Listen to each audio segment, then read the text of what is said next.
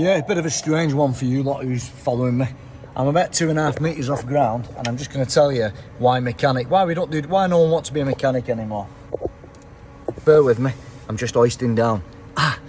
Right, let me show you what I'm up to and I'll explain why no one wants to be a car mechanic anymore. This is a job that's been haunting me for quite some time, and what it is, it's a hybrid X3 GO1. It's a pile of shit, and I'm just going to show you basically what's wrong with it. I friggin' hate these things. All this complexity for literally, you know, well, what, 40 kilometres max? It's just pointless range, you know, all this complexity. What am I doing? I'll show you what I'm doing and why I'm doing it. Just get down ladder. Right, the first reason why people don't want to do it is all these. Look at this. This is from one job.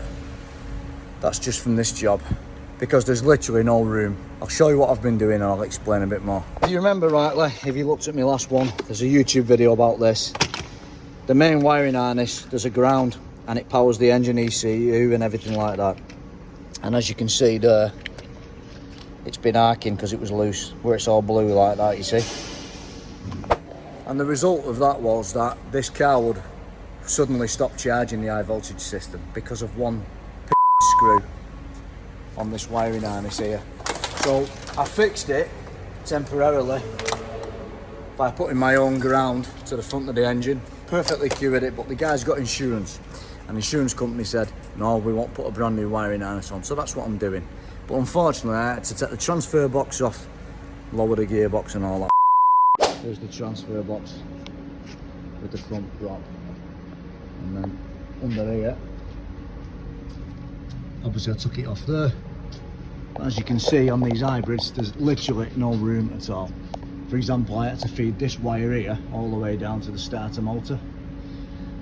I had to undo that oil cooler thermostat housing there and everything like that. Obviously all the hybrid drive comes off the gearbox, and yeah, there was no room. Then you've got this side here, as you can see, there's literally no room to do anything.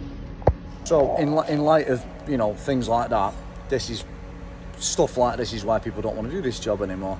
And on BMW, there's not many people who can do this job because they're so complicated and so difficult to fix. If you don't know what you're doing, you're going to struggle with them. And it's going to get worse and worse. I'm 47 now, so they're going to struggle in this industry when people like us aren't in it anymore. Because young lads now, they're not interested. I don't blame them, frankly. I don't blame them one bit. Get straight of it. I'm absolutely, you know, doing overtime, get this done. I've been oiking it everywhere. My hands are cut to pieces. Look, straight at me. I don't want to sound like I'm a moaning prick, but, you know, hey ho. So there you are. It's not all sunshine and, you know, M performance and all that. This is the real world what you have to do as a BMW mechanic. I'm sick of it. Thanks for subscribing. Thanks for following, I mean. And check out my YouTube channel. There's loads of full videos on there. Adios, dudes. Adios.